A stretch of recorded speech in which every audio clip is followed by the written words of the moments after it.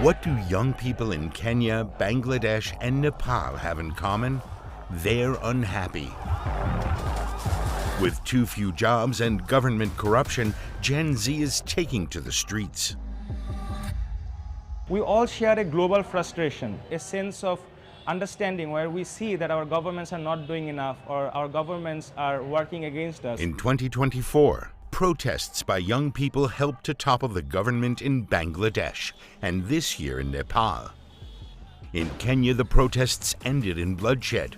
Are there lessons to be learned here? Everyday life did return quickly enough in the capital of Bangladesh, but the legacy of the protests is still visible in Dhaka.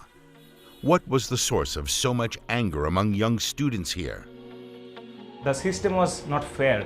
Qualified people were not getting government jobs, and the safety and security that comes with government jobs are very lucrative. And that was the issue that triggered the whole situation, but it went into a violent protest when the government forces or the political forces attacked on them. And it's a similar scenario in many other countries on different continents too. Last year, a new budget proposal in Kenya sparked outrage, although high prices were not the only issue. It was about taxes that were to be increased on different things, but mostly on the basic needs, like food, on things like sanitary products, for women and girls. We already have a huge population of women and girls that cannot afford this, and you want to increase these prices. Tensions escalated dramatically in Nepal in early September, with protests erupting due to a government ban on social media platforms.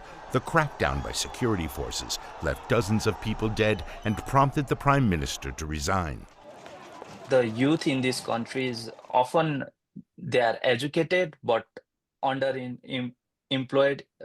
They feel that they are paying the prices for systematic failures, while a small elite or political, class reaps the reward of the growth that we have been seeing. The problems are familiar ones everywhere: stagnant wages, not enough jobs, high inflation, and housing shortages. And corruption is also a big issue for students like Ashraful Alam Khan.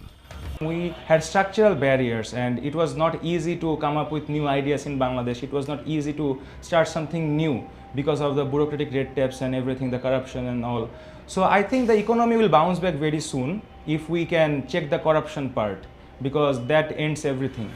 He's applying for jobs now, even before graduating, because it could be difficult to find a job in Bangladesh. He's one of many young people who are thinking about leaving the country. And brain drain is a growing problem for Kenya and Nepal too, which makes the domestic economy more dependent on the income that people send back home.